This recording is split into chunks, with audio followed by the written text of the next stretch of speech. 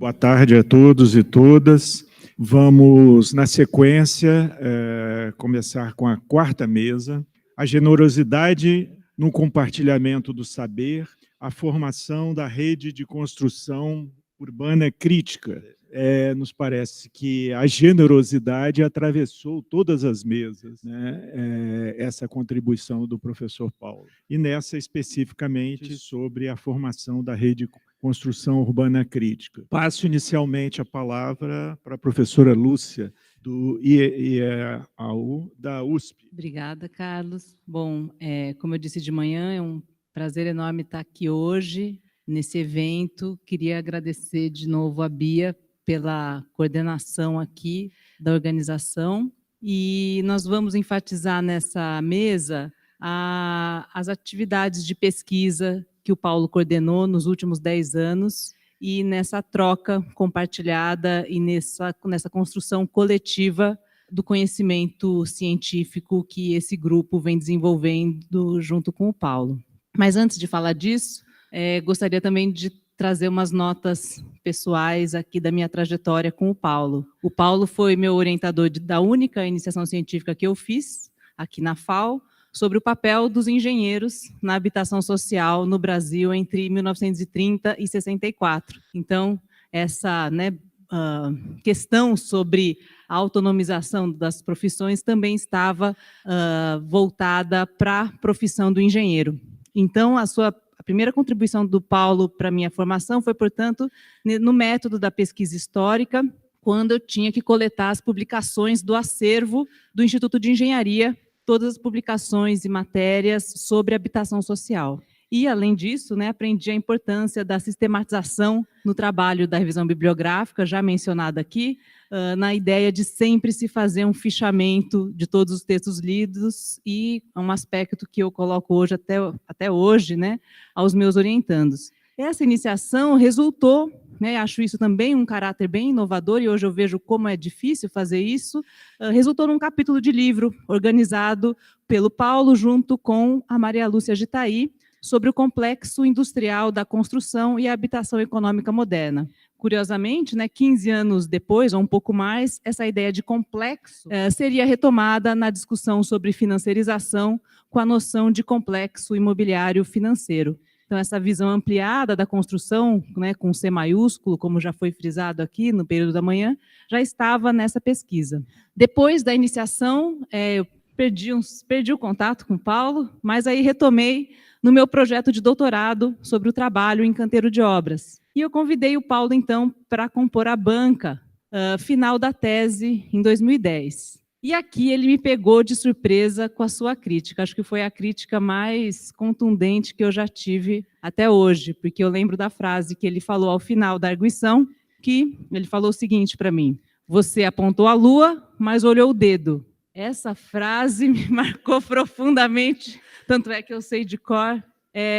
E aí, justamente, depois eu pensei, não, talvez, na tese eu tinha flagrado um fenômeno importante, que a gente tinha denominado como habitação social de mercado e no canteiro de obra todos os sistemas de gestão online, mas na concepção do Paulo eu tinha errado no enfoque, acho que o enfoque teórico sobretudo. Depois disso eu achei que o Paulo nunca mais fosse me procurar.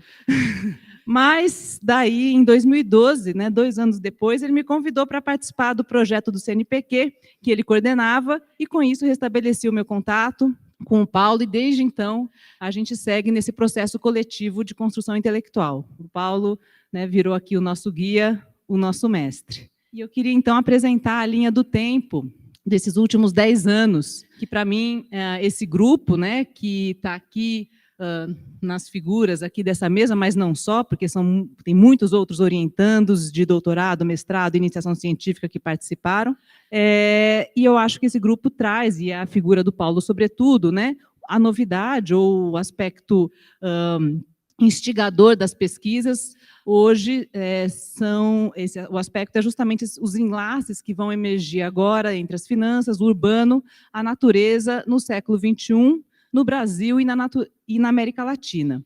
E aí a importância do Paulo, então, na leitura desses processos de reestruturação imobiliária a partir das categorias marxistas que foram tão bem lembradas hoje. Então, a gente recuperou essa linha do tempo desde 2012, no primeiro projeto de 2012, lá financiado pelo CNPq, Produção Imobiliária e Reconfiguração das Cidades Contemporâneas, e aqui eu vou recuperar, e acho que o nosso trabalho aqui foi cada um recuperar um pouco o que ficou dos projetos e das publicações resultantes. No projeto de 2012, para mim, a ideia-chave que o Paulo trouxe, né, para as minhas pesquisas foi justamente sobre as formas de produção do ambiente construído, que já foi tratada aqui, e para mim, naquele momento, tratava-se de associar a construção da habitação, que até então estava muito centrada no canteiro de obras, né, para a produção do espaço. Nos entrelaçamentos entre trabalho no canteiro, controle técnico, controle econômico direto e indireto, alcançando, portanto, a dimensão do financiamento. E aí, como já foi dito, né, a abordagem do Paulo ela vai avançar nos estudos da construção ao incluir a dimensão do espaço e da terra. A ideia, então, do urbano com construção. As discussões desse projeto resultaram nos 2 primeiros livros, que a gente chama O Azul e o Marrom, publicados aqui pela FAO em 2016 e 2017. Já no segundo projeto, iniciado em 2014, e aqui a noção da financiarização aparece com mais clareza, que é intitulado Financiarização da Cidade, Estratégias Imobiliárias e Produção da Desigualdade Habitacional, 2 ideias foram fundamentais para mim. Primeiro, aqui, né, a explícita financiarização da cidade, e depois os níveis de análise relacionados à produção imediata, à produção global e à produção total do espaço, inspirados, obviamente, na discussão do Lefebvre. Essas ideias, então, me perseguem, né, e desde então venho trabalhado com esses níveis de análise e foram tratadas na minha tese de livre docência. Então, aqui, acho que todos nós aqui depois, cada um vai comentar, né, com a sua interpretação, mas não se trata de simples escalas de análise, micro, meso e macro, mas sim desses níveis de análise, como o Paulo e o Guilherme destacam na introdução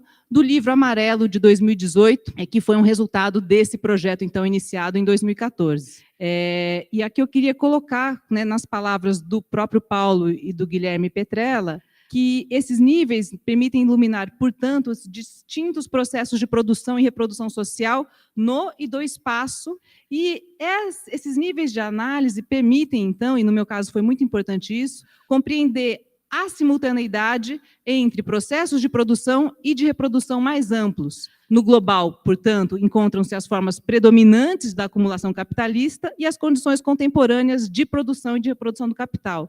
No imediato, né, que é a ênfase nas minhas pesquisas, estão as relações e as atividades de produção que se tornam específicas, no caso do imobiliário, ao combinar a propriedade da terra e a atividade da construção.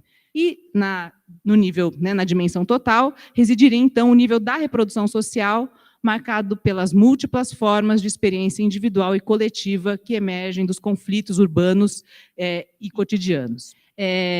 Obviamente, nenhum aqui a gente não queria reduzir toda a complexidade da abstração do pensamento lefebvriano a esses níveis de análise, mas essa matriz, né, analítica, a partir deles, me permitiu, então, um trânsito entre a leitura e a análise das operações, das práticas, da utilização dos instrumentos no trabalho, no cotidiano, adotados por diversos agentes que participam da estrutura de provisão, no caso da habitação, e com essas formas que essas operações podem tomar no espaço, ou seja, a materialidade resultante no caso dos edifícios, bem como as consequências, né, dessas operações para quem usa e para quem paga por esse ambiente construído. Depois, aí na nossa linha do tempo, tem os eventos, que acho que são momentos também em que a gente amplia o debate e convida outros pesquisadores para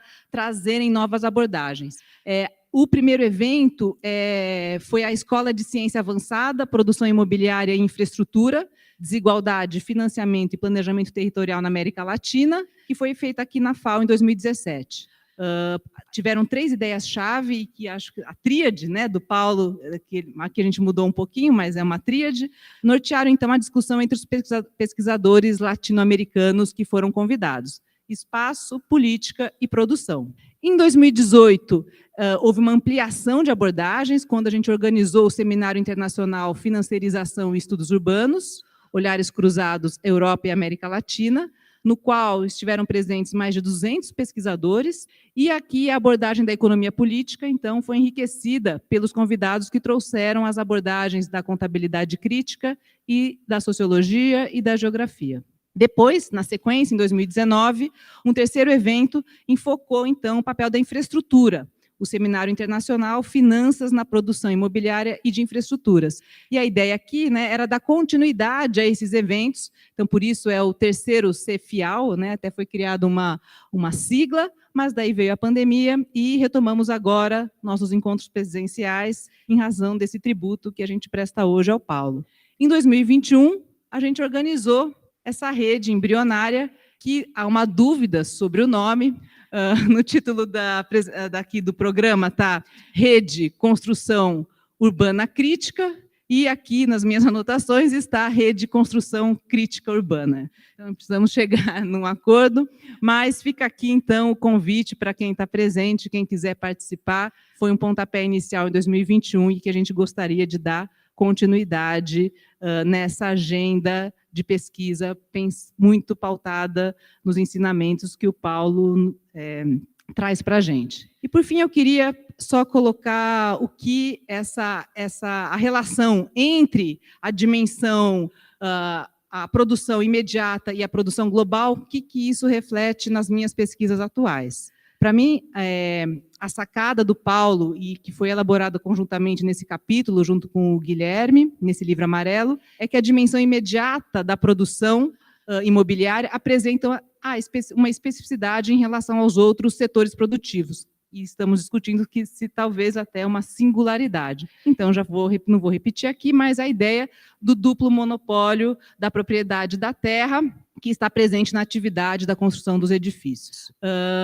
E essa ideia, né, da produção imediata e da produção global me permitiu organizar, então, a produção do valor do espaço urbano em dois eixos principais. Num primeiro eixo, né, é justamente a produção imediata, em que se produz o valor diretamente na atividade da construção e da incorporação da habitação. E aqui entra então, o enfoque nas empresas construtoras e incorporadoras de capital aberto em suas estratégias e instrumentos. Num segundo eixo, que vai analisar, então, a circulação do valor e como ele é atribuído pelos agentes que participam, né, e aqui, no caso, enfatizei que participam da avaliação imobiliária e da determinação dos preços dos ativos, ou da precificação dos ativos.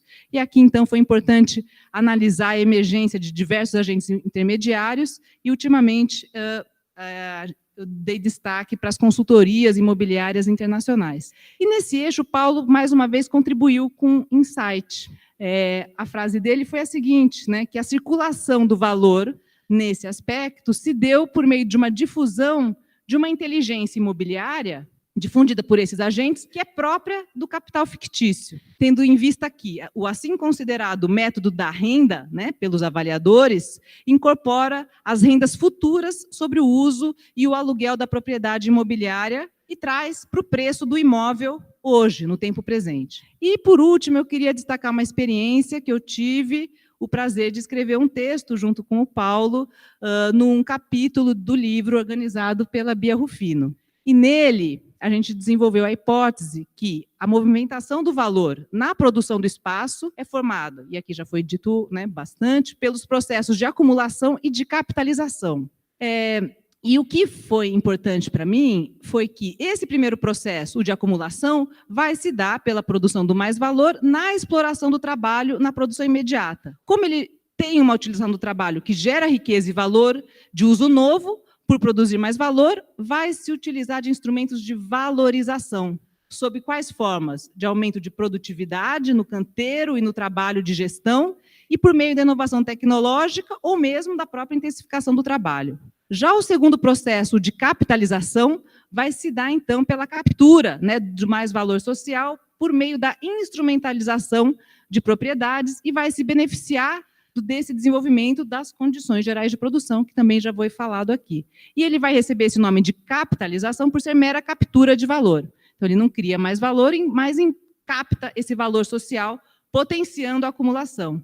Então, aqui ele vai utilizar esses instrumentos de capitalização, vão utilizar títulos de propriedades imobiliárias e mobiliárias, que vão servir, então, de instrumentos para capturar esses ganhos futuros, sob a forma de rendas da propriedade da terra ou dos juros, na forma de rendas da propriedade da terra ou na forma de juros da propriedade do dinheiro presente no financiamento. E, com isso, a gente conseguiu montar uma tipologia de instrumentos de capitalização presentes hoje nos negócios imobiliários financeiros, tanto para os imóveis, como é o caso dos fundos de investimento imobiliário, quanto para a infraestrutura urbana.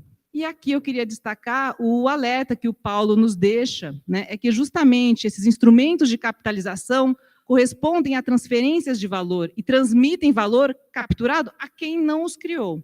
Isso acontece tanto sob a forma da renda como na dos juros. Por isso, tanto a propriedade da terra como a propriedade do dinheiro vão provocar expoliação. E o mais grave é que esses mecanismos tendem a obscurecer a existência da exploração do trabalho, porque parecem ter a possibilidade de ocorrer sem que nenhum trabalho aconteça. Mas precisamos continuar captando esse trabalho que está presente na operacionalização desses instrumentos de capitalização, para identificar os mecanismos de exploração e de expoliação cada vez mais presentes. Eu deixo agora a pergunta, Paulo, será que 10 anos depois a gente consegue apontar a Lua e olhar para ela ao mesmo tempo? Obrigada, só tenho a agradecer a sua companhia nesses últimos anos.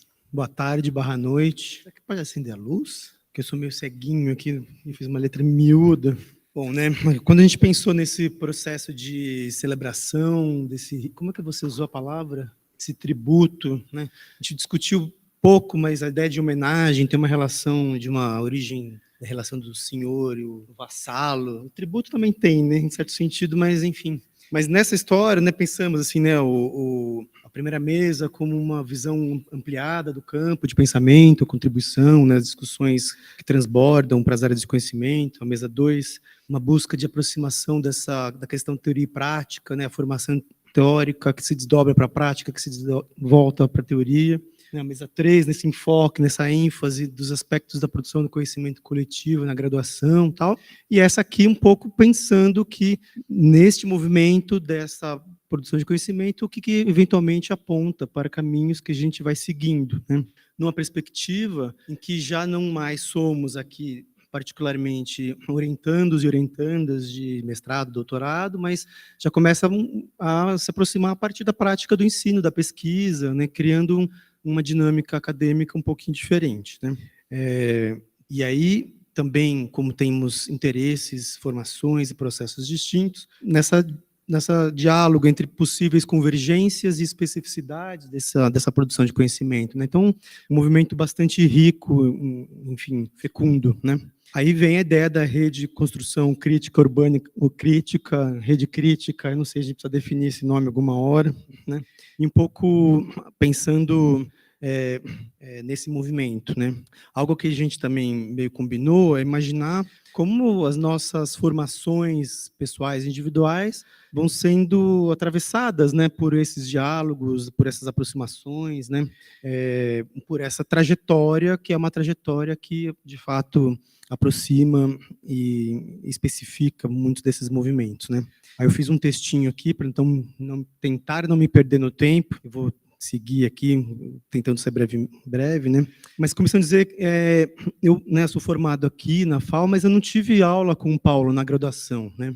Embora, para mim, ele aparecesse nos corredores, vamos dizer assim, nas iniciações científicas que os colegas e as colegas estavam fazendo, né? Teve um momento marcante, até comentei com o André, no momento da pesquisa do marketing imobiliário, o burburinho que isso acontecia nos corredores, assim, para entender este lugar crítico do ponto de vista sobre a arquitetura, né? E eu pretendo sempre permanecer do ponto de vista da arquitetura, nesse sentido, né? E mesmo depois lendo as discussões do grupo da construção civil, que aproximou muitos professores e professoras desse movimento, né, desse período. Eu vinha a ter contato com o Paulo, mas no decorrer da pesquisa de mestrado, mais ao final da pesquisa de mestrado, que até então estava sendo orientado pelo professor Jorge Ozek, né? E nesse movimento da pesquisa de mestrado, enfim, vão chegando as questões orientadas à época pelo Jorge, que vão me apontar, vamos dizer, para uma aproximação com o Paulo, né? Primeiro, inicialmente, a noção da produção bibliográfica em torno do Henri Lefebvre, né, lá com o Jorge, que isso vai se desdobrar numa aproximação do livro organizado pelo José de Souza Martins, O Retorno à Dialética, né, onde vários autores e autoras decorrentes desse grupo, enfim, vão contribuir com esse pensamento para minha formação. E aí, uma hora eu resolvo me debruçar, então, na leitura do Cativeiro da Terra, pensando naquelas relações, né, da passagem do trabalho do escravizado ao migrante, ao trabalhador migrante livre, como as relações entre trabalho e liberdade se constituem de modos diferenciados em função de quem produz e como produz, né? E aparece a tal questão da renda territorial capitalizada, que aparece para mim e fala assim, nossa, aqui tem uma coisa muito interessante para se estudar, né? Perguntei para o Jorge sobre isso e ele falou assim, eu tentei recuperar uma frase que ele falou assim, isso precisa conversar com o Paulão, tipo, né?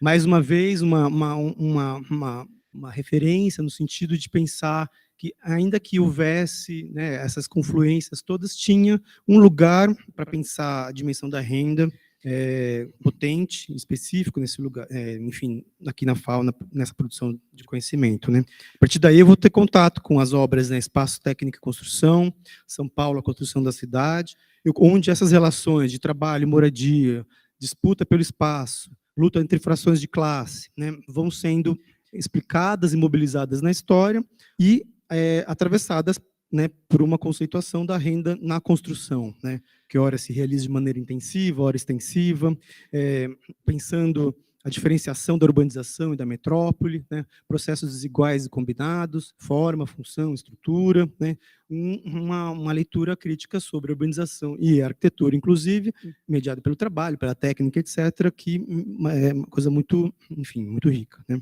Enfim, aí termino o mestrado. Meu mestrado eu estudei conjuntos habitacionais da região metropolitana de São Paulo, vira um livro, né, eu entrego um livro para o Paulo, enfim. E aí eu vou tentando me aproximar para buscar, alguns anos depois, a orientação para pesquisa de doutorado, né.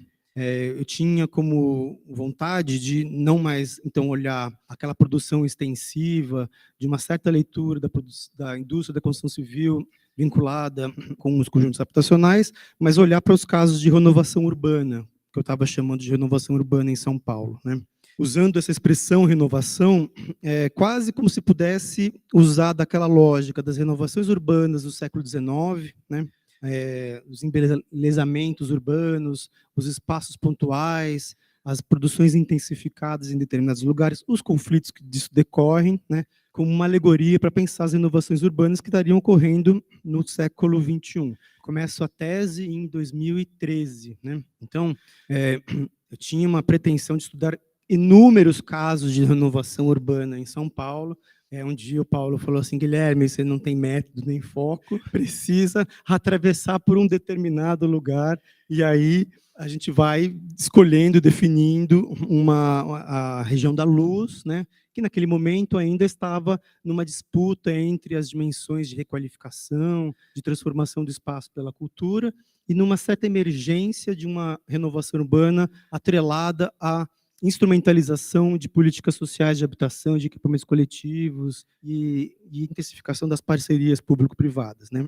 Enfim, parecia que essa analogia ao século XIX poderia, quase como se dissesse, né, a experiência de urbanização de conjuntos habitacionais que ocorrem no século XX, elas são enquadradas, vamos dizer assim, por uma experiência de embelezamento, de renovação urbana do século XIX e uma experiência de intensificação de produção de espaço no século XXI.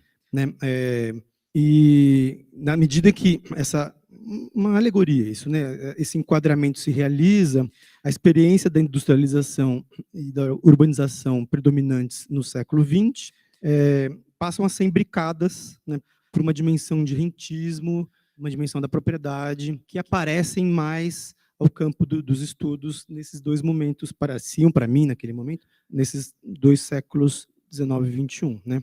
O que poderia indicar também uma certa defasagem na experiência do presente, do modo como a gente vê a problemática urbana, né? Muito com que o Paulo sempre acentua numa certa ideia de uma visão fabril, industrial, para tentar explicar uns fenômenos da produção de espaço que tem a sua especificidade. Portanto, ajudava por um lado, mas ofuscava por outro, né? Então, aí eu passo então a estudar a região da luz, onde essas relações de trabalho, moradia, luta de classes, infrações e renda na construção, que foram para mim apresentadas nessas obras do Paulo, são projetadas nessas experiências das parcerias público-privada, dessas concessões urbanísticas que estavam em emergência, no fenômeno, né, de aparecer no século XXI, né? Enfim, na luz, a tensão entre a produção e a propriedade, como objeto, fim, como finalidade dessa renovação urbana. Ou seja, a finalidade dessa renovação urbana era produzir propriedades imobiliárias que representassem valor e equivalência a capital. Uma fetichização e uma inversão do processo social absurdos, né? Absurdos, porém, não excepcionais, né? No sentido, acontece isso em todos os lugares. Operam uma financiarização da produção de espaço, né? A produção de propriedades, a sua equivalência a capital, ao mesmo tempo que reestrutura e mobiliza políticas públicas sociais, né? Aproximando, então, uma dimensão... Está falhando o som? Está tudo bem? Aproximando uma dimensão da construção do pensamento da financiarização com a ideia do neoliberalismo, que muitas vezes aparecia de modo desespacializado, né? Ou desencarnado, vamos dizer assim. Então, a reestruturação institucional e as formas predominantes de renda e propriedade aparecendo na transformação do Estado, que inclusive mobiliza arquiteturas e urbanismos especiais, né? Desenvolvidos, incríveis, bacanas, o espaço urbano, a natureza, etc., né?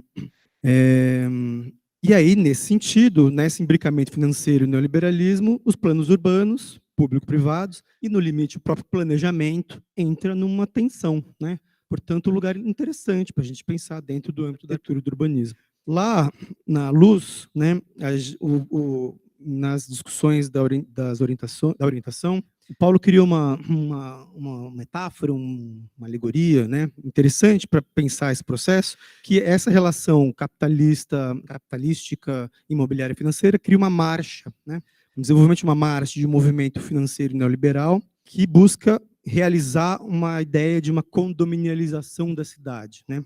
Essa expressão, eu invento umas coisas, e às vezes parece que o Dunker está no sentido da metáfora do condomínio como, inclusive, produção de subjetividade, né?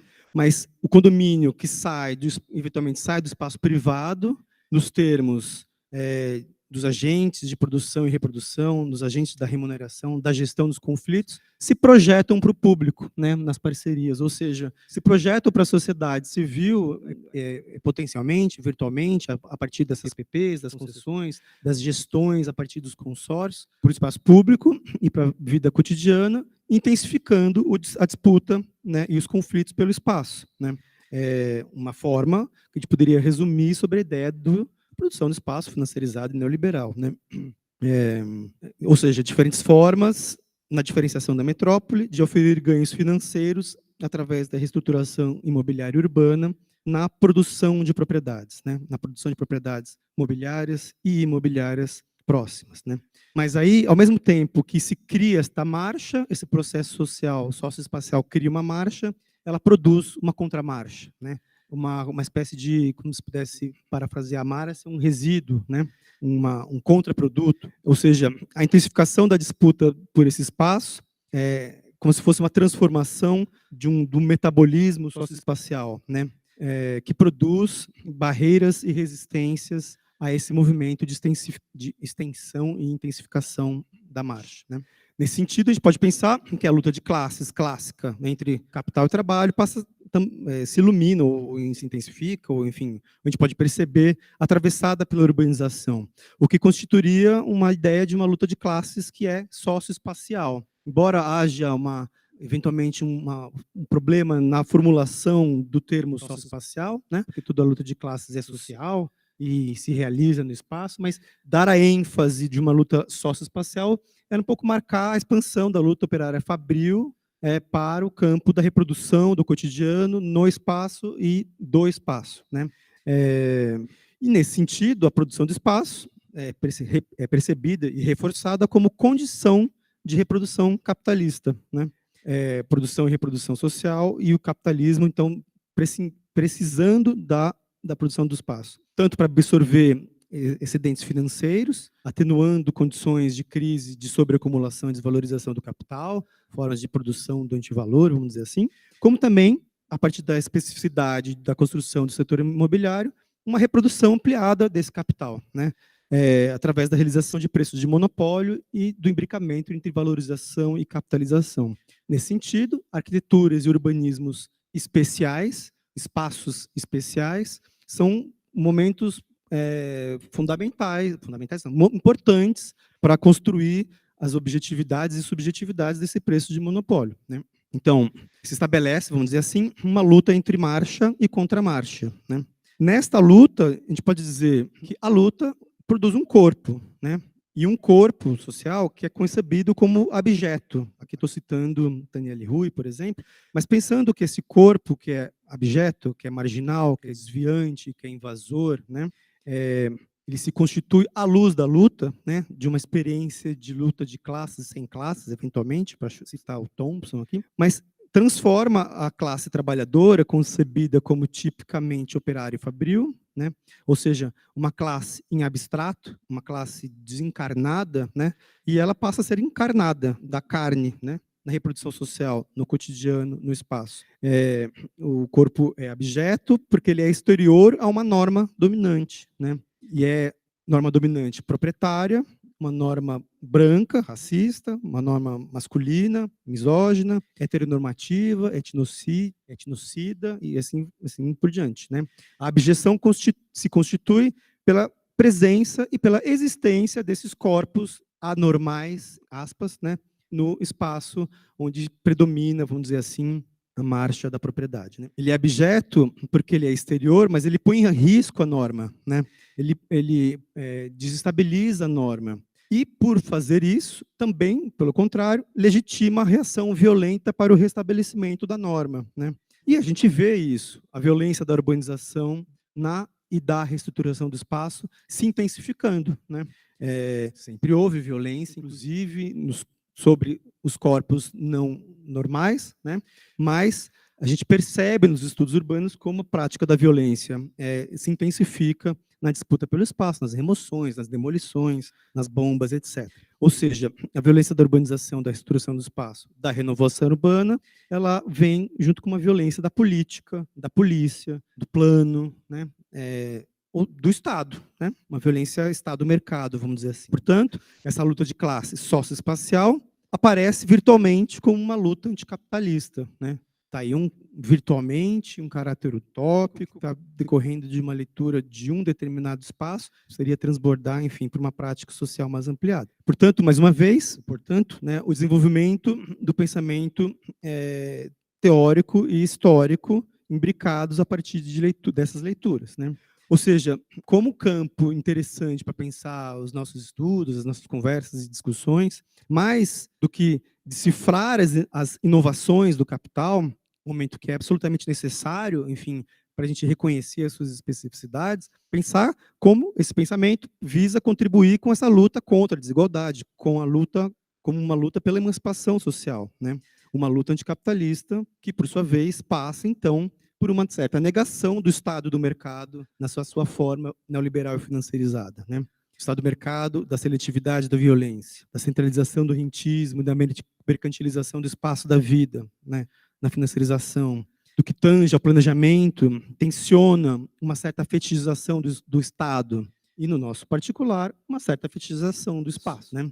Da arquitetura e do urbanismo. As inovações capitalistas se desenvolvem, por assim dizer, na luta contra o trabalho e contra a natureza, reforçando a tríade, né, capital, trabalho, reforçando não, a partir dela, né, capital, trabalho e natureza. Ou seja, novas formas de capital produzem novas formas capitalistas de trabalho e de natureza. Assim, a centralidade do rentismo e do capitalício sobre este novo trabalho, vamos dizer assim, a figura do novo trabalhador, produz os corpos abjetos, né? No movimento que naturaliza as desigualdades sociais, e nessa perspectiva a gente pode pensar como que se dá a produção histórica das noções de raça, de gênero, de sexo, como momentos desiguais da reprodução social, né? Ou seja, a crítica à naturalização. Sobre essa nova natureza, entre aspas, como essa natureza vai sendo subsumida e representada por novas formas de produção de propriedade, né?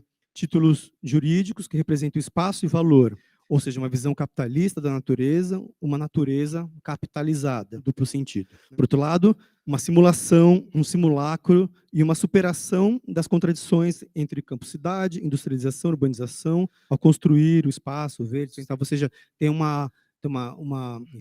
essa simulação de uma hipótese de superação, mas que, na verdade, exacerba a propriedade. E integração, né, do socioespacial como uma interação entre trabalho humano e natureza se realiza, então, de um modo invertido, né, numa exacerbação do fetiche, né, onde a reprodução do capital se realiza como um valor socialmente necessário, né, e a reprodução da vida se realiza como sua negação. Se submete como um antivalor, né, como desvalorização, como negação do valor. Exacerbação do fetichismo, da alienação, do misticismo e da reificação, que transforma e reduz a experiência do presente na expropriação da riqueza que foi socialmente produzida no passado, né, na necessidade de confirmação das pressuposições fictícias a se realizar no futuro, uma experiência do presente alienada, alienante, né? Nesse sentido, nessa hipótese da luta entre Marx contra Marx, pensar uma luta anticapitalista que pode virtualmente apontar projetos, ou como se diz atualmente, fabular futuros, né? Unindo dialeticamente a resistência e o devir, pensando em horizontes infinitos para o projeto, para o planejamento. Bom, boa tarde novamente. Para quem chegou depois, eu sou a Luciana Ferrara, sou arquiteta urbanista formada aqui pela FAO e atualmente professora da Universidade Federal do ABC no bacharelado em Planejamento Territorial e na pós-graduação em Planejamento e Gestão do Território. Para mim, o título dessa mesa resume de forma muito precisa como eu fui recebida no grupo de pesquisa do professor Paulo César Xavier Pereira em 2015. O compartilhamento do saber de forma generosa é uma característica marcante desse querido professor e dos componentes desse grupo. Naquele momento, estava em andamento a pesquisa que ele coordenava sobre financiarização da cidade. E minha participação somaria ao grupo a abordagem de um tema que ainda não estava sendo tratado e que aparecia como uma preocupação para o Paulo, a questão da natureza no urbano e as formas de reprodução da vida, que não poderiam ficar de lado quando estamos pesquisando e tentando entender os processos recentes de produção do espaço sob o capitalismo. E aí o Paulo é muito perspicaz, como já foi dito aqui, em captar em cada um a potência do que pode ser desenvolvido. Eu vinha trabalhando questões relacionadas à urbanização da natureza, no doutorado, já tinha defendido nesse momento, e na pesquisa do doutorado eu busquei identificar os autores que recuperam em Marx elementos e conceitos que nos ajudam a interpretar a instrumentalização da natureza na produção do espaço e na reprodução do capital. Até esse momento, eu estava trabalhando a partir de territórios populares, as relações entre habitação e infraestruturas, na reprodução do espaço desigual e periférico, e os conflitos ambientais. Isso vinha de um trabalho junto com a Malu Refinetti, no mestrado com o Jorge Josek,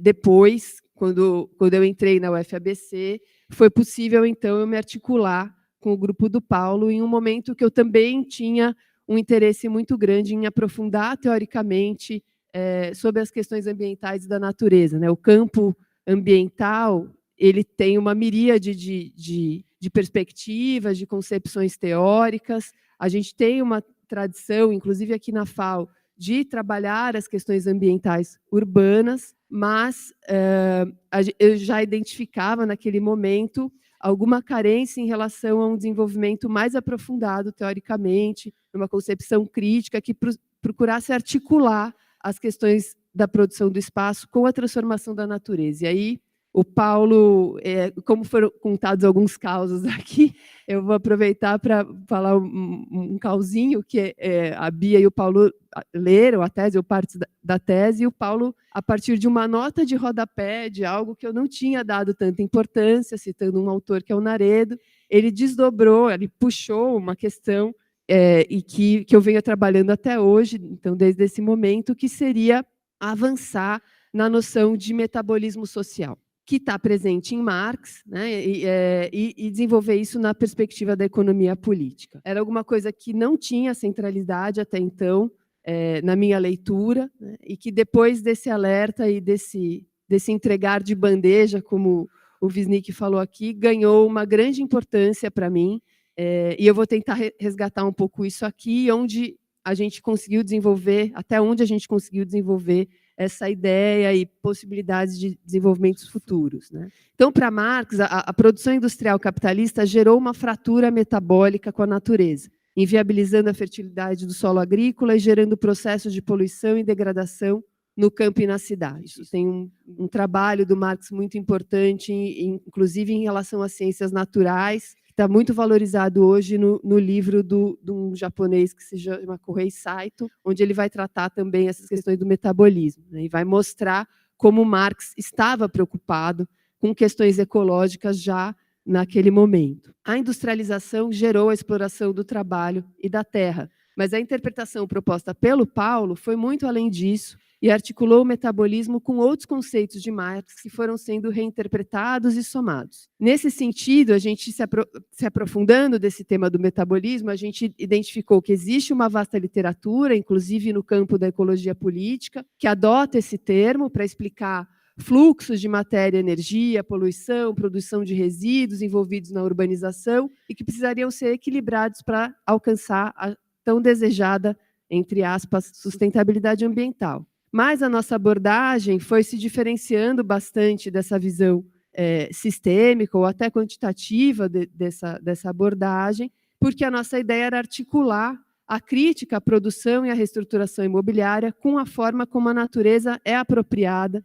ou seja, entender o metabolismo social na produção do espaço. Essa abordagem se mostrou inovadora e ainda pouco explorada em pesquisas nacionais e internacionais. E esse desafio ainda permanece, né, como questão para nós. A partir daí, a gente começou a construir uma hipótese, também muito alimentada pelo Paulo, de que estaria em curso a mudança de um metabolismo urbano e industrial, o metabolismo entendido como uma troca orgânica da sociedade, da humanidade com a natureza mediada pelo processo de trabalho. Então, estaria em curso uma mudança do metabolismo urbano e industrial para um metabolismo imobiliário financeiro, e esse metabolismo imobiliário financeiro coloca especificidades ou uma outra sustentabilidade, né, e que não pode ser entendida, né, sem se articular com uma outra noção importante, que é a metamorfose do valor.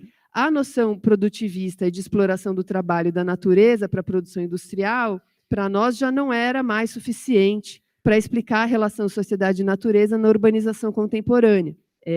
A gente se baseou também no Lefebvre, né, que elabora a noção de que a degradação da natureza pela urbanização industrial fez com que ela reaparecesse na cidade como um fragmento, como um fetiche, como algo a ser consumido, como degradação, como poluição, né?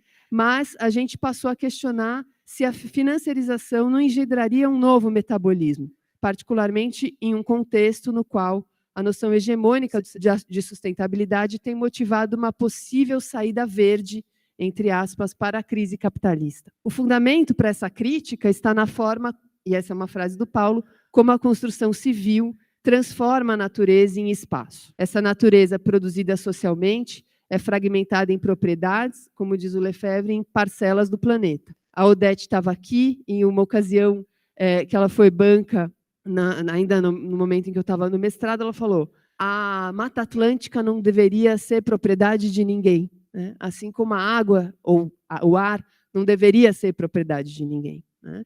Mas essa especificidade, esse fundamento da noção da propriedade determina a nossa relação com a natureza. Essa condição garante ganhos com o duplo monopólio da terra, que já foi bastante citado aqui, que acontece tanto pela possibilidade de explorar o canteiro de obras da construção, envolvendo toda uma extração de materiais e transformação disso em edifícios, né? E que acontece também de uma forma mais abstrata pelo preço de monopólio, né? E do monopólio que implica no preço, como o Guilherme já falou, que gera apropriação privada de uma valorização produzida socialmente na forma de renda, essa capitalização. Nesse sentido, a reflexão que o Paulo desenvolve sobre a renda da terra mostrou-se fundamental para a gente interpretar a transformação da natureza no urbano contemporâneo, particularmente no contexto da financiarização, no qual as formas de mobilização da propriedade da renda tornaram-se objetivos dos grandes empreendedores, incorporadores, mas que, no caso específico do espaço, estão sendo sempre transformando materialmente e transformando a metrópole também, né? A cidade passa a ser produzida para a reprodução do capital, não para mais a reprodução da vida. E as fraturas metabólicas geradas nesse processo são diversas, ocorrem em várias escalas e podem ser analisadas nas dimensões que foram citadas aqui pela Lúcia, imediata, global e total. Essa reflexão resultou num capítulo que está no livrinho amarelo, e a partir dessas questões, dessa mobilização teórica, a gente passou a buscar situações ilustrativas desse processo, não estudos de caso, mas situações ilustrativas. E aí a gente se debruçou bastante sobre o Rio Pinheiro, sobre as transformações às margens desse rio, recuperando o trabalho da Odete Seabra, e como uma situação que mostra com muita clareza essa mudança de metabolismo, né, de uma área industrial que se transformou numa frente de expansão imobiliária e onde vão ser definidas as áreas de operação urbana e concentrada uma produção de alta renda, né? E fomos observando, além dessa questão mais geral da atividade imobiliária financiarizada, que estavam surgindo produtos imobiliários diferentes, né? E aí, até dialogando com o vídeo do marketing imobiliário aqui, que o André expôs, a gente poderia até pensar, já começamos a pensar, um filme possível de renovação, atualização dessa discussão, que é esses empreendimentos, eles mobilizam a narrativa da sustentabilidade para criar novos produtos, que é o que o professor Rodrigo Hidalgo denominou natureza inventada, ou terceira natureza, que são, por exemplo, a reconstituição do bioma Mata Atlântica dentro dos condomínios, né?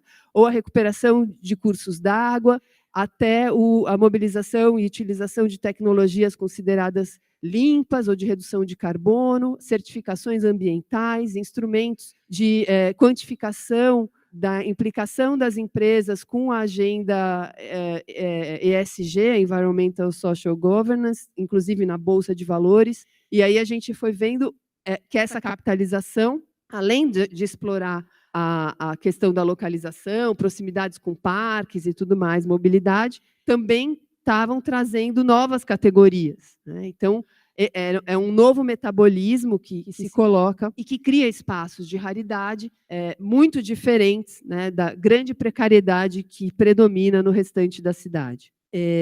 Desse capítulo que a gente chama carinhosamente do livrinho amarelo, a gente elaborou um projeto de pesquisa, então, para tentar desenvolver essas questões, junto com o Rodrigo Hidalgo e a equipe chilena desse projeto, participam vários que estão aqui, para tentar aprofundar realmente, né? E o projeto se chama Natureza e Metabolismo Urbano na Reestruturação do Espaço no Brasil e no Chile, também, vamos dizer, tributária dessa grande esforço de trabalho e trajetória do Paulo em colocar em diálogo o entendimento da transformação e da reestruturação espacial latino-americana.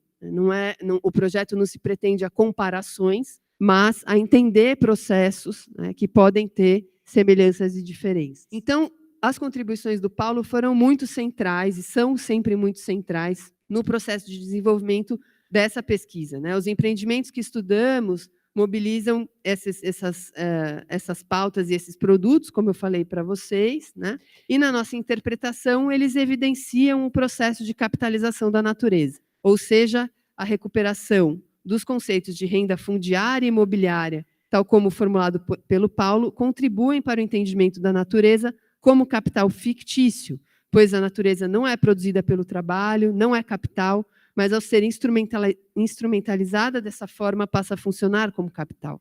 O metabolismo implica em transformação da natureza e essa transformação é mediada por relações capitalistas. Por isso, ao falar de metabolismo imobiliário e financeiro, estamos considerando também a metamorfose do valor engendrada pela financiarização.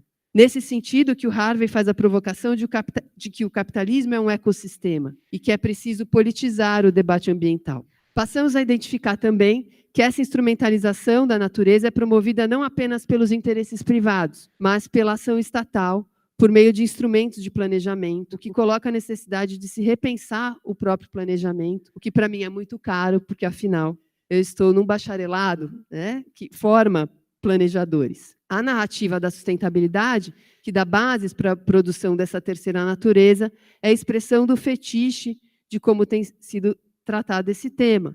Os empreendimentos de alta renda que capitalizam a natureza vendem também um modo de vida, deixam os compradores e investidores contentes por estarem agindo de forma, entre aspas, ambientalmente sustentável. Porém, na prática, trata-se de espaços de raridade que ampliam o abismo entre eles e a grande precariedade urbana e ambiental em outras porções do território, como eu já mencionei. Assim, a natureza como valor de uso gratuito, comum, torna-se algo distante em uma sociedade na qual prepondera a lógica neoliberal e da privatização. Toda essa crítica expressa nossas questões e problematizações sobre as consequências dessa forma de produção do espaço para a reprodução da vida e das condições de vida na cidade, como a reprodução de desigualdades e como isso está inserido em um debate mais amplo sobre as formas de sobrevivência do próprio capitalismo. Posso dizer que as contribuições, questões, alertas elaborados pelo Paulo alteraram minha abordagem sobre as questões ambientais urbanas. Essa pesquisa mobilizou pesquisadores incríveis e tem gerado novos questionamentos que nos movem a querer continuar pesquisando, buscando entender essa sociedade tão complexa, tão desigual, tão ambientalmente injusta. Esse trabalho também só é possível porque é construído coletivamente, colaborativamente. Eu não seria capaz de tratar essas questões sem o trabalho, né, dos colegas e dessas várias visões, e no formato de uma rede que pretende se ampliar. Afinal, o movimento do pensamento e da prática podem iluminar novos modos de construir a cidade. O resultado dessa pesquisa que a gente está finalizando agora vai resultar em um livro, assim espero que conseguiremos fazê-lo. E eu deixo aqui, para concluir, esse pequeno testemunho, já me desculpando pelas simplificações que eu fiz aqui, para registrar meu grande agradecimento a esse intelectual e professor cuja obra representa contribuições únicas, sempre instigantes e desafiadoras, que não caem em modismos, ou melhor, desconstrói todos eles e que nos faz sempre repensar o que há de mais essencial em todos nós, a forma como vivemos e nos relacionamos nesse mundo. Por tudo isso, muito obrigada. É muito difícil, né, continuar agora com tantas apresentações brilhantes nesse dia, que eu acho que foi um dia também de enorme aprendizado, de conhecimento e que só revelou aquilo, né, que já estava no nosso horizonte. Eu acho que a gente pensou muito na estrutura, mas eu nunca imaginei que fosse dar numa coisa tão grande, tão potente. Eu vou falar aqui também um pouco da minha aproximação com o Paulo, que é mais tardia. Eu acho que eu sou a única aqui fora de São Paulo, né? E de como isso, né? E de como se deram esses processos de aproximação, né? E o que um pouco refletir sobre onde estamos, como a contribuição do Paulo foi essencial, e do grupo e desse pensamento coletivo, né? Me apresentei ao Paulo por e-mail em novembro de 2007. Quando recebi a notícia da seleção do doutorado da FAUSP e sugestão de sua orientação. Na pronta resposta, que demonstrava satisfação com meu entusiasmo, já vinha anexado a tabela guia, a famosa tabelinha já mencionada por muitos aqui. Naquele momento, mal imaginava quantas dezenas de tabelas seriam necessárias até a defesa da tese. Logo perceberia que ela, a tabela, era parte do rigor teórico-metodológico, do método prático, como bem caracterizou o Renan, de sua perseguição incessante de se avançar na compreensão do urbano como totalidade. Sua estrutura simples, da tabela, era um potente instrumento de visualização da totalidade da pesquisa. Dali em diante, além de uma produção infindável de tabelinhas, iniciamos uma troca constante de e-mails e conversas, densos de questões, bibliografias,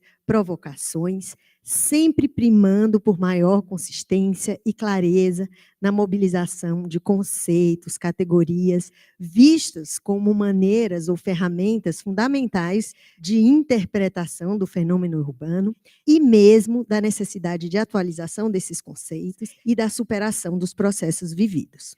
No meio do percurso, a partir de um instigante convite do Paulo, escrevemos um artigo a 4 mãos. O artigo, chamado Segregação e Produção Imobiliária na Metrópole Latino-Americana, com um subtítulo que eu não adicionei aqui, seria publicado no livro Transformações Socioterritoriais nas Metrópoles de Buenos Aires, São Paulo e Santiago. Livro até apresentado pelo Rodrigo, né, e organizado por ele, pela Sandra Lencioni, Sônia Vidal e pelo próprio Paulo. Nesse artigo, as formas de produção do espaço tomaram centralidade na compreensão da segregação.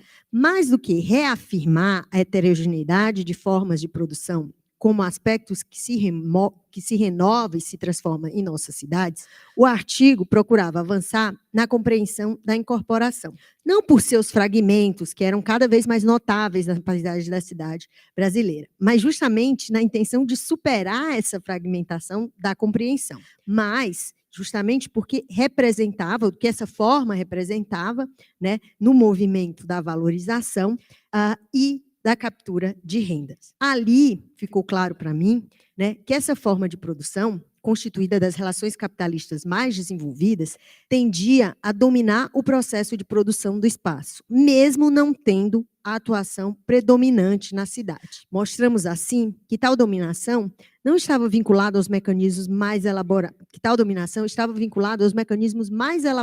de valorização imobiliária, o que conduzia sua atuação para os espaços onde a captura dessa valorização, sobretudo via renda, fosse mais privilegiada. Dessa forma, a incorporação tomava frente dos processos de diferenciação espacial. O fato de não ser uma forma predominante dificultava a percepção de sua dominação na totalidade do processo de urbanização, né, e da necessidade, inclusive, de enfrentamento, né, de noções como a noção centro-periferia. Por outro lado, ali se tornava claro para mim a centralidade da análise desses processos hegemônicos na compreensão da totalidade, uma possibilidade de explorarmos uma perspectiva crítica e emancipadora, como sempre cobrada pelo orientador. Ali estava uma semente importante do meu doutorado e de um aprendizado do conhecimento como um processo contínuo. Com o doutorado, incorporação da metrópole, centralização do capital no imobiliário e nova produção do espaço em Fortaleza,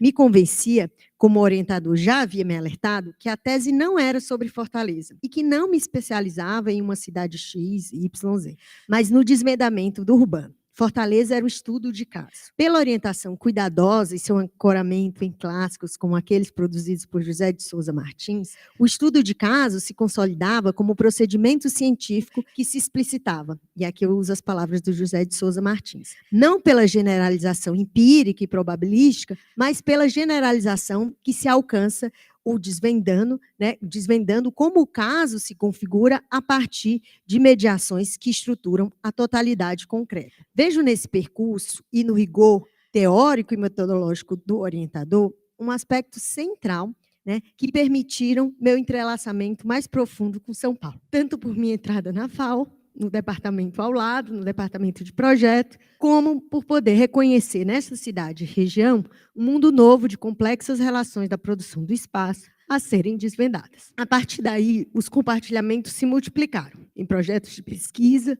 e na parceria em disciplinas na pós-graduação, tendo tido também a oportunidade de partilhar, por uma ocasião, a experiência da disciplina da teoria da renda da terra. Não preciso mais falar dessa experiência, já tão bem relatada pelo Júlio. Mas importante destacar que essa experiência da disciplina fez toda a diferença na formação dos meus orientandos de iniciação científica da graduação.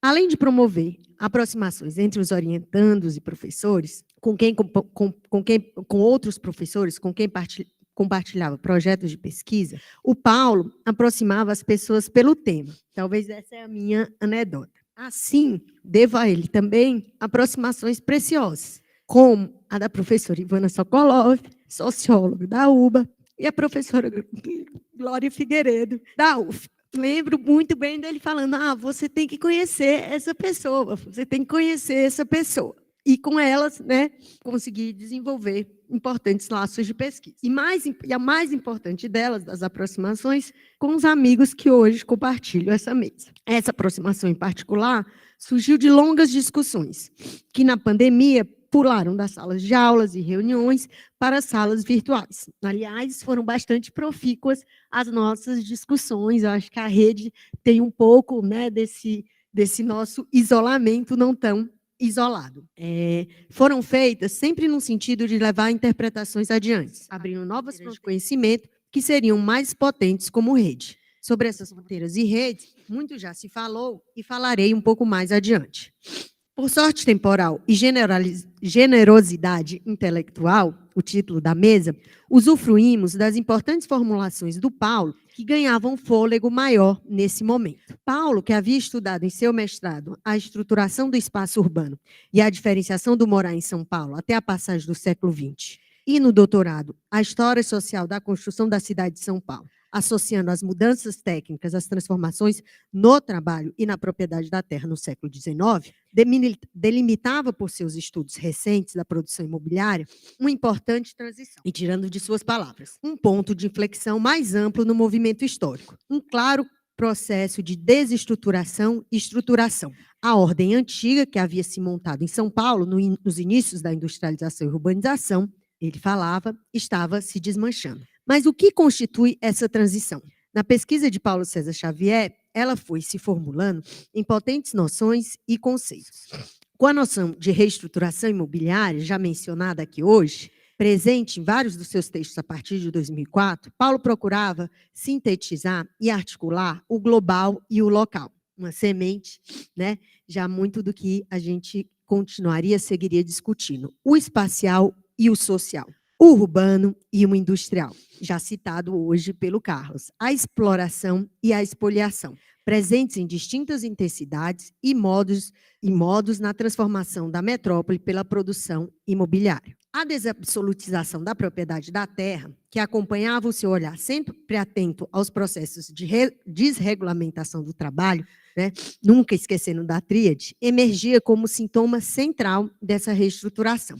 Ele nos dizia que a construção, apesar de ser atividade decisiva para a criação do valor e do espaço, parece importar pouco, porque o importante fica sendo a produção, entre aspas, da propriedade imobiliária. Especificamente, a produção imobiliária da propriedade e não da casa, do lar, da habitação, da moradia. E aqui continuo o citando. A expoliação, como momento de acumulação sem produção de valor, também ganhava relevo e se renovava em pensamento. Isso não é novidade, alguns já citaram. Então, assim, para além dos processos de expoliação urbana, onde ele participou ativamente dessa formulação, tão caros à discussão do par urbanização e industrialização, ganharam notoriedade os processos de expoliação imobiliária e financeira. O avanço dos processos de financiarização deram força e impulso a esses conceitos. Se Lefebvre via no espaço e em sua urbanização planetária o caminho de sobrevida do capitalismo, hoje torna-se evidente que as finanças também têm desempenhado um papel determinante na acumulação capitalista, moldando, inclusive, a totalidade das atividades produzidas. Urbanização planetária e financiarização emergiam, assim, como problemáticas indissociáveis, como desenvolveu Paulo César no famosinho Livro Amarelo. Ambas, e agora eu cito, ambas, não apenas uma, tornam-se relevantes para a discussão da globalização do imobiliário. Isso porque a urbanização capitalista vem imobilizando o capital fixo, desvalorizando e expandindo a reprodução financeira e imobiliária do capital. Ao contrário do que vem ocorrendo com a maioria das atividades econômicas, as atividades imobiliárias financeiras têm aumentado sua relevância. Como já coloquei, essa passagem vem do nosso livro amarelo, Imediato, Global e Total, e tais dimensões de análise, como já adiantado por todos os meus colegas, né, e como mencionou a Lúcia, são agora método compartilhado. Com a ajuda de suas provocações e as guinadas de financiarização, novos problemas de pesquisa foram sendo formulados, não prescindindo de suas formulações originais. Pelo contrário, essas se consolidaram como bases fundamentais.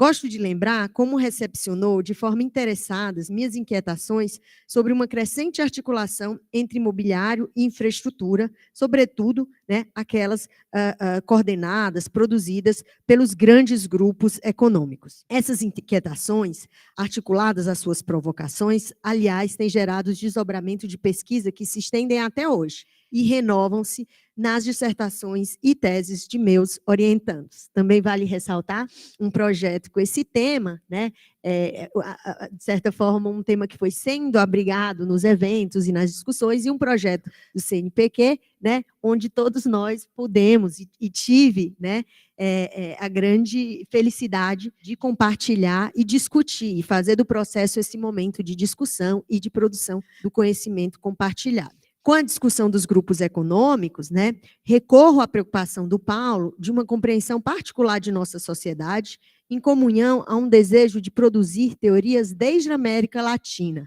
né, e com isso também fazer reflexões sobre as amplas transformações das relações de classe e seus imbricamentos com o capital financeiro. Melhor dizendo, né, os novos e antigos imbricamentos das classes dominantes nacionais com o capital financeiro internacional e suas fortes implicações, né, nas transformações das classes dominadas. Com a discussão das infraestruturas, recorro ao seu traço imobiliário, tão tratado e discutido por Paulo. Fixidez e propriedade da terra, né, que a coloca como objeto privilegiado da financiarização.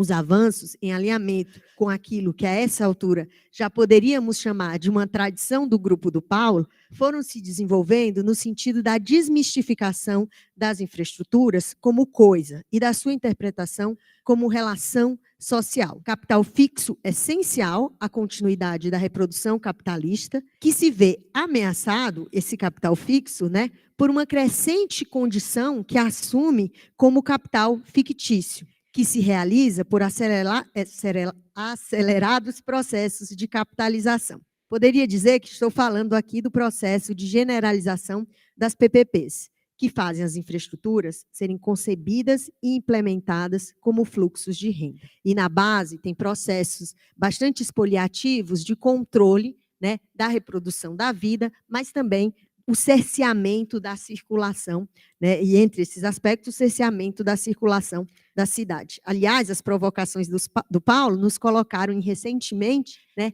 adentrar nos processos de perceber e discutir os conflitos que, muitas vezes, pelo caráter hegemônico dessas relações, estão fortemente envolvidos nesses processos, como a gente tem visto na linha 8 e 9 do metrô. Esses processos de capitalização, na verdade, se generalizam naquilo que a gente poderia e vem formulando como um metabolismo do urbano, onde, né, o urbano, enquanto produto, não precisa mais ser realizado, né, vendido como mercadoria, mas ele se torna, né, continuamente controlado por processos cada vez mais fortes e violentos de centralização da propriedade, num comando, né, desses processos de capitalização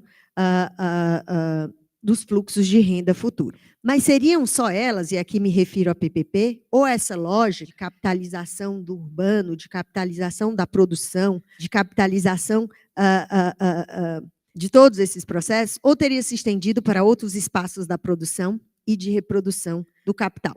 Há muitas maneiras de dar continuidade à compreensão dos movimentos dessa profunda transição. Racionalidades de avaliação, capitalização da natureza, subsunção dos corpos, são perspectivas tão ou mais potentes e simultaneamente complementares. Paulo sempre soube e acreditou nisso. Por isso, seu pensamento se move, cresce e já não é mais grupo, é rede. Assim, agradeço imensamente ao Paulo por todos esses anos de aprendizado, seguindo bastante animada para manter essa rede e seu pensamento em movimento. E que venham as novas gerações. Muito obrigada. Desculpa, eu esqueci, era agora. A gente tinha preparado um pouquinho para ilustrar um pouquinho desse movimento dos últimos anos, né, com algumas fotos e imagens do grupo. Era para ir no final, mas, Isa, por favor, pode ir. Diversos momentos em que a gente esteve juntos, né, desde 2017. Chegamos à conclusão que temos que ter mais preocupação no registro, mas é muito bom recuperar esses momentos e celebrando sempre, né, esse convívio e essa produção tão profícua que esses últimos anos nos deram ou produzimos. É isso, muito obrigada. É uma coisa meio 15 anos, faltou a música, né? Mas acho que é isso, gente. Muito obrigada. Agora a palavra fica muito aberta para o Paulo, e a gente também queria entregar aqui algumas singelas lembranças em nome de todo o grupo e dos antigos orientandos, né?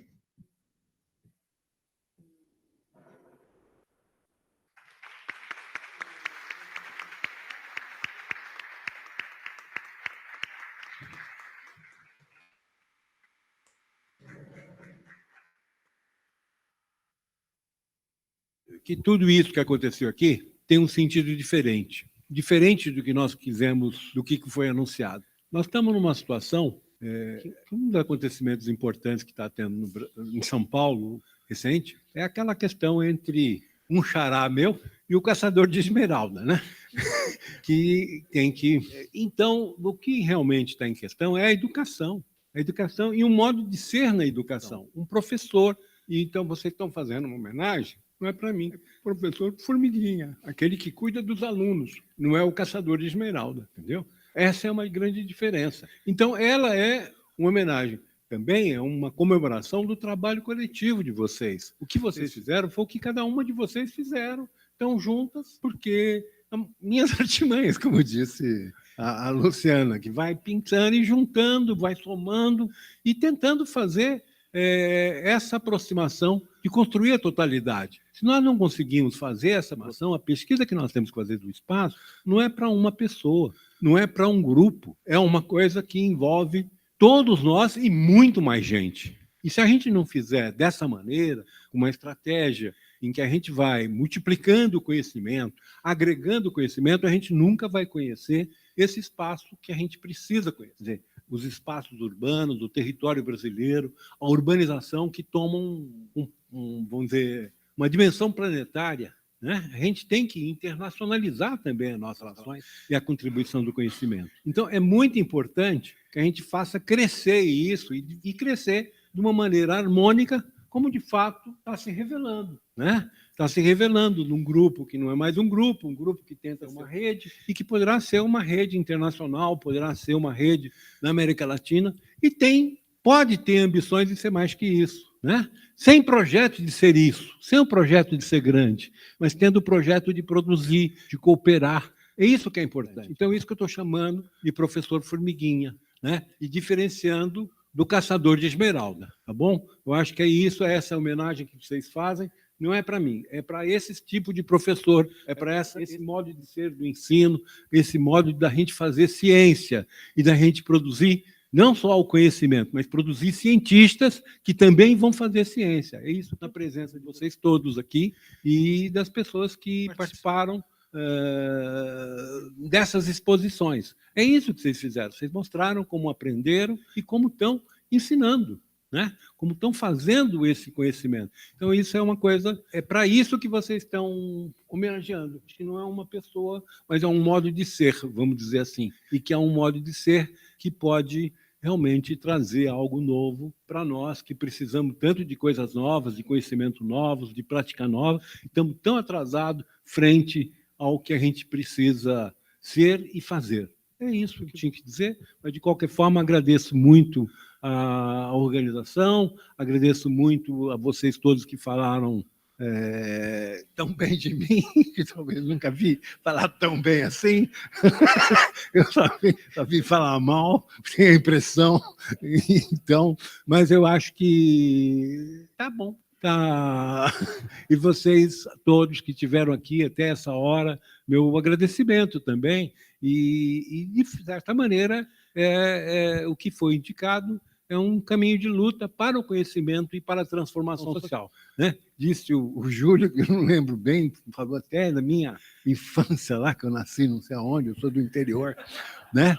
Mas eu venho de uma geração que é uma geração de transformação social. Eu entrei aqui na USP pensando em transformar a sociedade. Eu queria pensar a sociedade para transformá-la, porque a gente já vinha de lá, do interior, de uma luta muito importante, que era do tempo meu do ginásio, em que estava transformando as fazendas de café, em fazendas de gado. O que significa isso? Expulsão de gente das fazendas e vinda para a cidade. E o que era esse nome, essas pessoas que vinham? Eram os boias-frias. E a gente via isso, tentava lutar, ia lá, fizemos uma famosa revolta que participei lá, os colegas de escola, tudo. Nós fomos, chama Revolta do Capim, não sei se já ouviram falar nisso. Mas a gente foi lá e o cara plantou, tirou os fazendeiros e plantou, foi capim, plantou capim. Nós fomos lá e arrancamos tudo o capim do pasto. Quer dizer, não podia pôr boi, capim, né? Era esse tipo de coisa que a gente fazia. Então, já tinha, talvez, uma sensibilidade para o problema da terra, né? Talvez ali vinha essa sensibilidade, porque eu via muito mais o problema no campo do que na cidade. Eu nasci e vivi numa cidade que não era industrial, né? Ou ela tinha sido industrial há muito tempo, que ela tinha as indústrias reunidas, Matarazzo, até os anos 50. Depois daquilo foi tudo um império que caiu e virou um império imobiliário, até outra coisa. Eu não via essas fábricas. Então, o que a gente via eram as fazendas se transformando e expulsando as pessoas, criando os boias-frias. A gente via que aquela pessoal chegava na cidade, não tinha o que fazer na cidade e não tinha para onde ir, né? Esse é o verdadeiro nome dos boias-frias. Então, a gente via aquilo, não entendia direito o que estava acontecendo e eu percebi que precisava entender, porque nós atuávamos nas fazendas, ia nas fazendas, tentamos criar, naquela época, o sindicato do rural, na Noroeste, está lá o sindicato rural, foi criado. Tentamos criar o Partido Democrata Cristão, que era do Franco Montoro, e que em 64 foi todos impedidos. E eu estava lá no meio, me lembro, que a reunião era isso, ele fala, poxa, mas quem é que vai fazer a reunião? Então tinha lá, eu era grandão, né? E eu tinha 14 anos, 18, 16 anos, ele falava, pô, mas Paulo, como é que é isso? Você não pode estar aqui, porque só podia ser a partir de 18 anos. Então eu ficava, eles me puseram lá num outro lugar, para tomar conta de uma doação que tinha vindo da União por Progresso, que tinha vindo um monte de queijo, era um queijo cheddar, queijo amarelo, eu nunca tinha visto aquilo, né? Agora está comum aí no supermercado queijo cheddar, a gente só tinha visto queijo branco, nas fazendas era assim, queijo amarelo eu nunca tinha visto. E estava lá, a gente puseram para nós tomar conta daquilo, e uma pilha de saco de arroz. E eu e o presidente do Grêmio da minha escola estavam lá em cima do saco, de repente chegou um mundaréu de lavrador que queria o saco. E nós, para fazer? Como é que a gente fazia? Não podia dar aquilo, né? Passamos uma fria desgraçada naquele momento, até chegar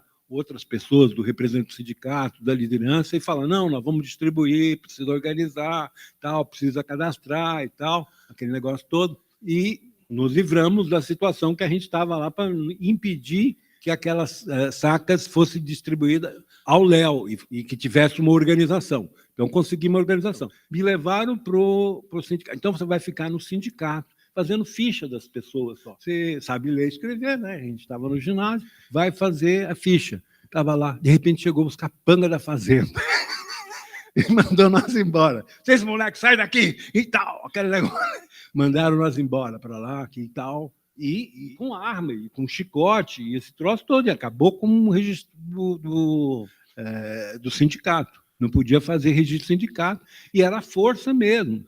Então, daí poucos meses, em 64, esse povo todo foi tudo preso em curral, e para não fazer nada. Então, a gente vi isso em 64, e queria entender melhor como é que ocorria essa transformação. Então, a minha vontade de estudar, a minha vontade de transformar, passou a ser uma vontade de conhecer, de estudar. Né? Eu vim para São Paulo, Chego aqui, 66, 67, é uma complicação maior. Vou frequentar o quê? Claro, a Maria Antônia, quem que não gostaria, né? De frequentar a Maria Antônia nos aulas bons todo dia, belas palestras, um debate, uma vida social muito intensa. Acabou logo, né? Que foi aquilo que a gente conhece, que foi a Batalha da Maria Antônia, que é conhecida como a Batalha da Maria Antônia. Mas eu entrei na USP naquele ano, 68. E aí a gente entrou e tinha algumas coisas, e aí a gente acabou interrompendo o curso. E eu volto em 78. Aí eu volto já na tentativa de professor, porque tinha terminado o curso, estava começando a pós-graduação, estava no meio da pós-graduação, e isso aí é só para explicar aquela dúvida que a Mônica deixou. Por que você não foi contratado? Não sei se vocês perceberam atenção. Quer dizer, você ficou aí um tempo. Quer dizer, eu não fui contratado porque estava exatamente no momento de inflexão da questão da anistia. Estava em 78, né? E vai se resolver o problema dos aposentados em 79 e 80. E eu estava lá e meu contrato não saía.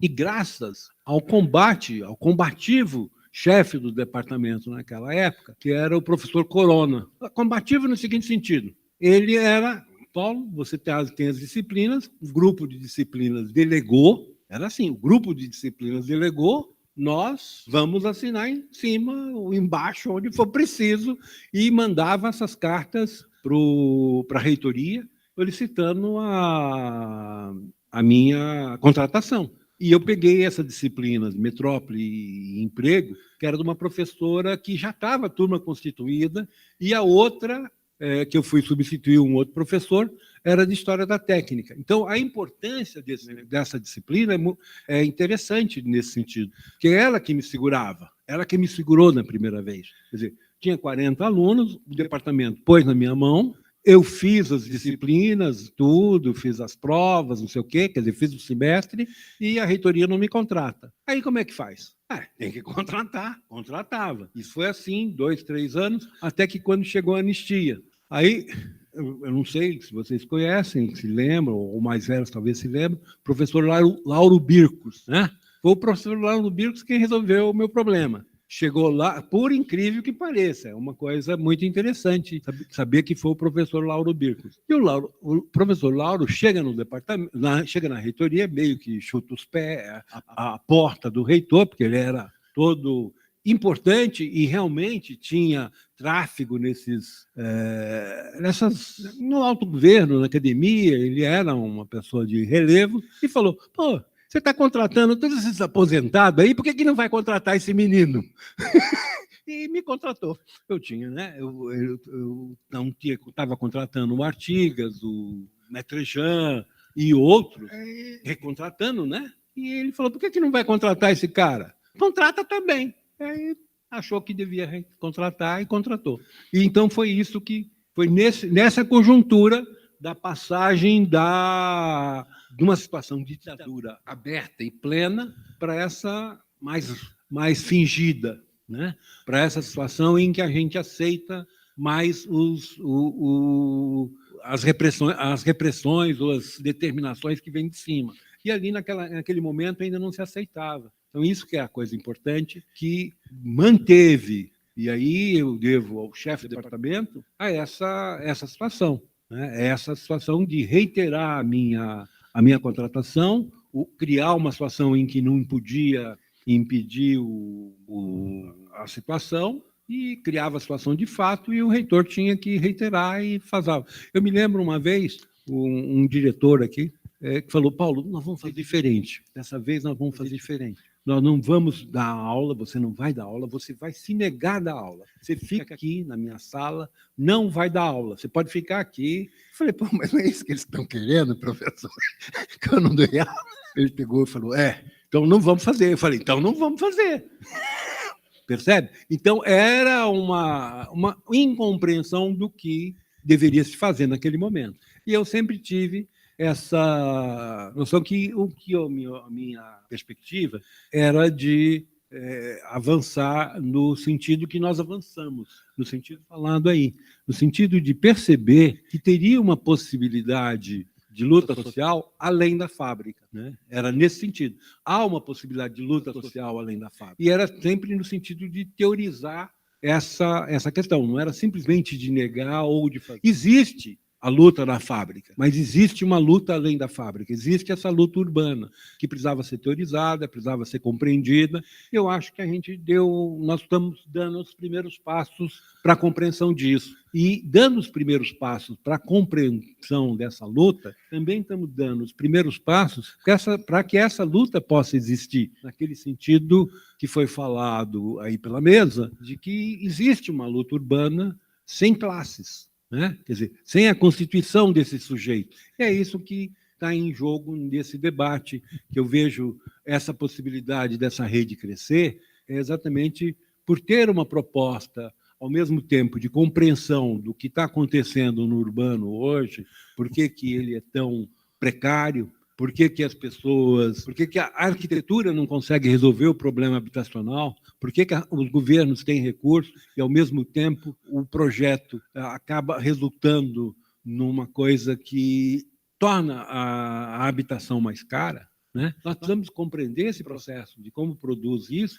mas nós precisamos compreender também quais são os processos que nos permitem opor a essas forças novas, né? Foi mostrado aqui que os marqueteiros entraram num determinado momento, tirando aquele papel que era do arquiteto. Depois vem quem? Depois vem os financeiros, e hoje nós estamos na gestão patrimonial. Quer dizer, tem uma superposição de camadas, de agentes novos que estão sendo criados, e que a gente não percebe isso. E que a gente não percebe nem mesmo a mudança que está havendo na profissão do arquiteto, né? Na profissão do arquiteto, não só no sentido da precarização, mas no sentido da proletarização mesmo do profissional. E a gente fica se lamentando, está perdendo o papel, não sei o quê. O que está acontecendo na divisão do trabalho social? O que está acontecendo no campo do planejamento? Quem está dominando?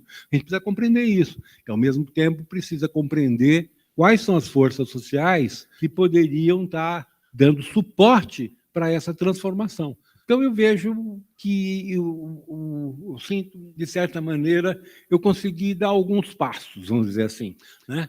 E dei alguns passos porque vocês vieram junto, porque eu me apoiei em vocês, na pesquisa de vocês, tá entendendo? É isso que é o bacana, tá? E agora vocês vão continuar andando. É isso. Meus parabéns.